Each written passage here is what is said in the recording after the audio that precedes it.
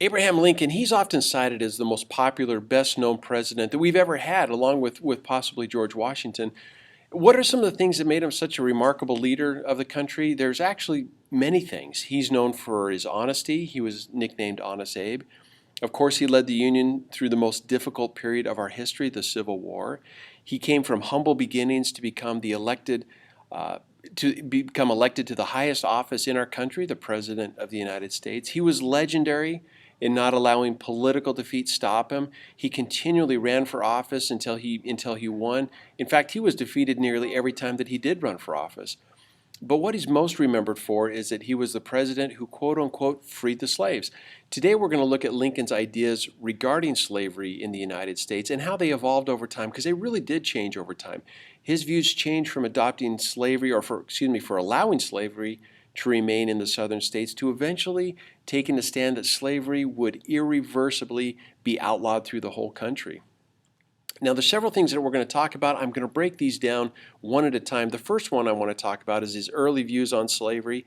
Then we'll talk about his House divided speech, the first inaugural speech, the Emancipation Proclamation, the Gettysburg Address, and then finally we'll end with the second inaugural speech.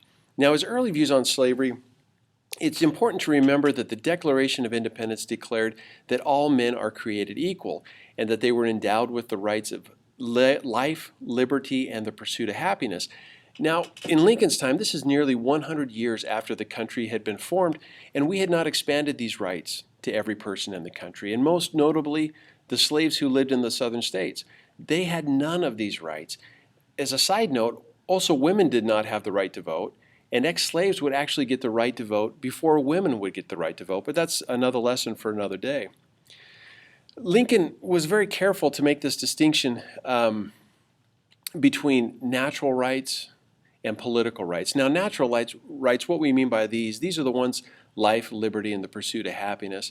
Political rights, these are ones that include voting and representation in the government.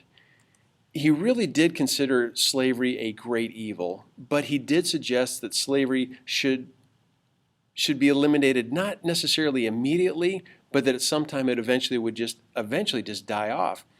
One of his proposals early on, before he was president, was that slaves should be freed by the federal government, but then the federal government would turn around and pay the owners for their loss, because the slave masters considered slaves their property, and to protect them from the Fifth Amendment protection that you couldn't lose your property without being compensated for it. So Lincoln actually even made that concession that if we're going to free them, or if they are going to be freed by the federal government ought to pay the masters for their losses. A very interesting view on slavery.